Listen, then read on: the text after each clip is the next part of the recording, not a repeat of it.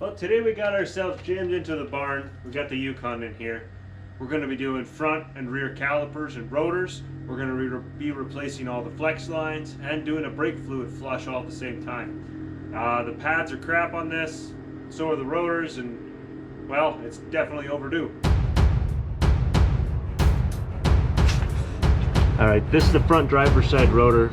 It's definitely got some scoring on it. We certainly got some issues here. The passenger side caliper hung up and just burned the rotor out. So we're going to be doing brakes on this whole thing front to back. I'm also doing the flex lines because I can't say that they've ever been done since I've owned it, and we're creeping up on 200,000 kilometers. So it's certainly time to get some of this maintenance done. So step one, we're going to get this up in the air and on stands so it's safe and secure. And then we got to tear the brakes apart, take the wheels off, and so on and so on. Because tomorrow I go to pick up all the parts, and in order to get my core charge, I got to drop all these parts off at the same time. So the whole vehicle has to be apart before I can even get the right parts for it. Kind of crazy, but all right, let's get into it.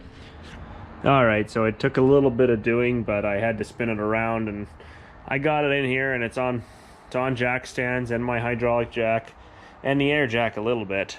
It's a lot heavier than it looks, being, I think, all-wheel drive, and this floor isn't any bit of help. But anyway, I think I got enough room on all four corners to work where it's at, so now I'm going to start dismantling. I'll start right here on this side, pull off the passenger front, which was one of the worst rotors because the caliper had hung up on it a few times.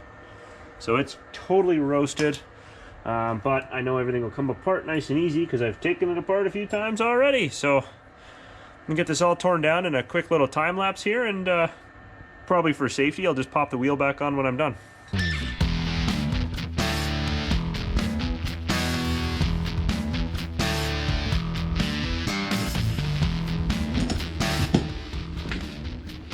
Okay, I just took care of the passenger side, so I want to try to do try and do the driver's side now, and almost make it like a speed run and see how fast I can get through it. So, all right, let's hit that clock. Ready, set, go.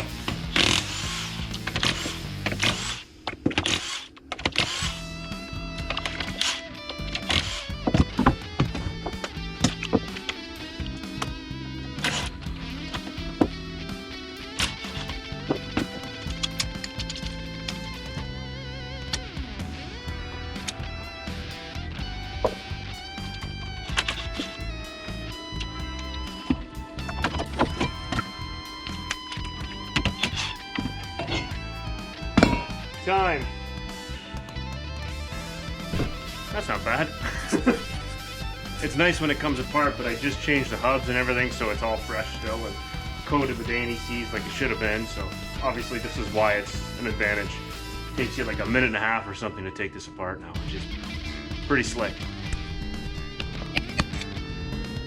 Well, we got the last rear wheel to do. This is the passenger rear, and again, we'll do a little bit of a time run on it. Something to note about this wheel is, I mean, I've replaced the wheels for the winter time because I got winters, but I've never done the brakes. So the bracket for the caliper on the driver's side still had all the Loctite and was just killer tight, and that slowed me down quite a bit. So I have a method now. I don't have my breaker bar out here, and I just don't feel like going to get it, so I'll make it work otherwise, but let's see how long this one will take.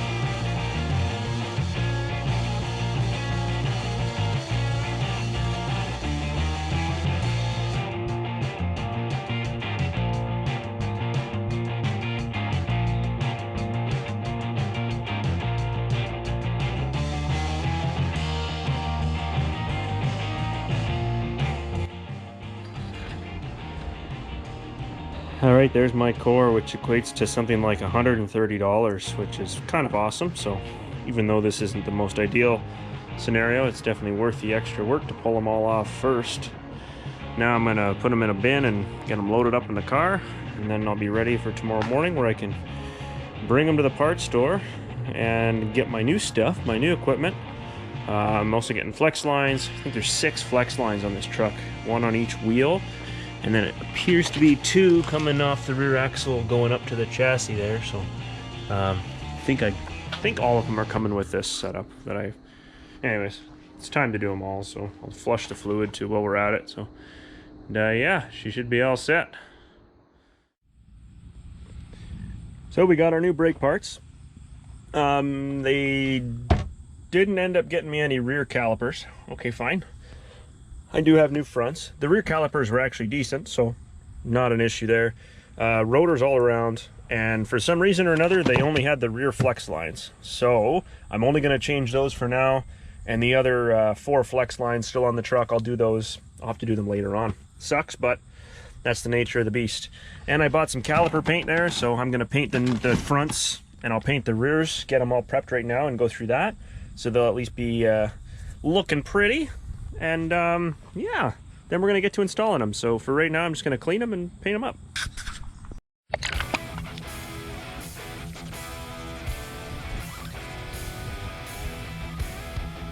Okay, so since the rears I've only got the flex lines for today, I'm going to go ahead and take off these old flex lines and replace them with the new ones and get them ready to receive the new calipers, which are just underwent their second coat of paint on the underside, so they're just about ready.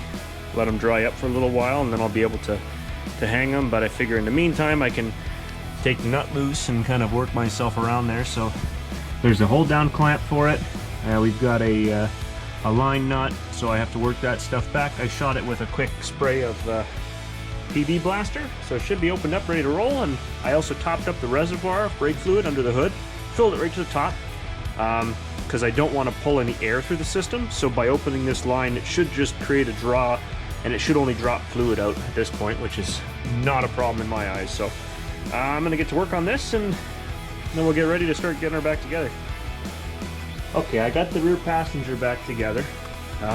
Still have to bleed the brakes properly, but I did let it basically gravity bleed for a little while through a piece of line into a jar, and I was seeing a constant stream, so it's got to be close to no air, but I'll bleed it after. Figured I can do a time lapse on the driver's rear here now that I've gone through it once, and it's a little tedious putting it back together because you want to be careful, make sure everything's lubed up properly and right. But here, I'll let you guys follow along.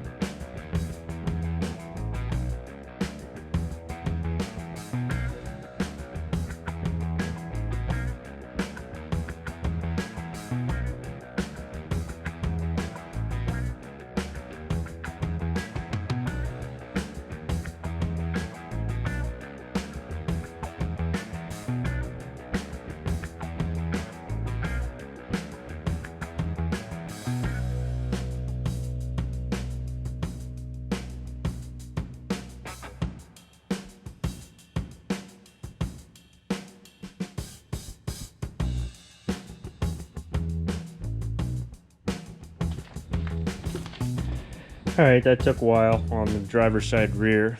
I had trouble. The new flex line didn't come with the copper crush washers, of course, so had to find and repurpose some originals. Fun fact, the front to rear crush washers are a slight different size, and it does matter. So now it's not dripping anymore. It's not actively dripping anymore, so hopefully it'll hold pressure when I go to bleed it. gonna get the wheel put on just with 2 lug nuts so it's safe. Then we'll go on to the front and we'll get the fronts thrown together, and they're still drying up there in the sun.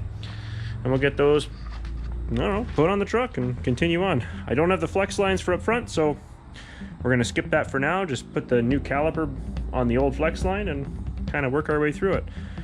If you saw, I let it air bleed for a while there, and you can almost watch. It's nice having a clear tube because you can almost see stuff coming out that was dislodged when you're, undoing the brake fittings and stuff. So it's definitely good to get that flushed and cleaned out while you're at it. And eventually I'll be doing that until I get clean fluid coming out the back. Probably do probably the rear passenger is the longest brake line, so I'll open that bleeder and I'll eventually just run the pedal a few times till I have clean fluid, and well, it's basically like a flush at that point. So all right, dive into the front, let's keep on going.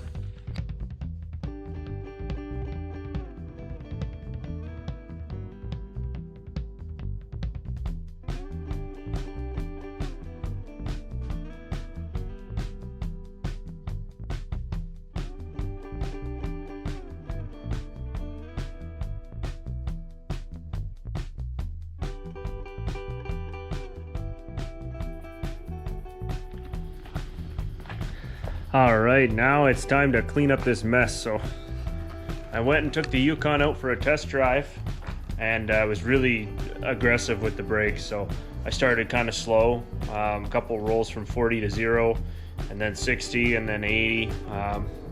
It held strong the whole way through, no brake fade. The pedal didn't feel spongy. I did the gravity bleeding, as you saw, if you didn't see it. Anyway, I did gravity bleeding with the truck off for a while. Then after it was running, I put the wheels back on to have my wife give me a hand.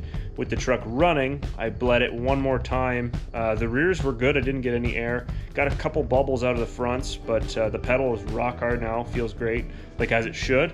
And I'm still waiting on 4 more flex lines, which I think are only gonna make it feel even better.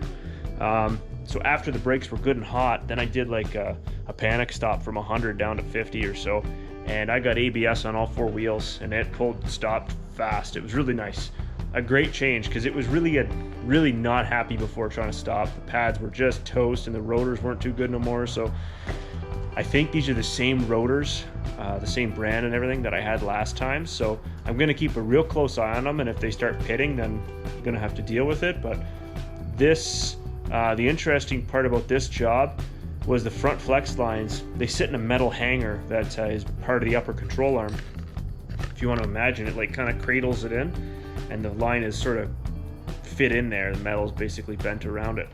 The rust that forms inside that hanger, it kind of chokes the line. So it seems like if I had to put money on it, it was squeezing those front flex lines to the point where it wasn't letting the fluid go back. It was almost acting like a one-way valve.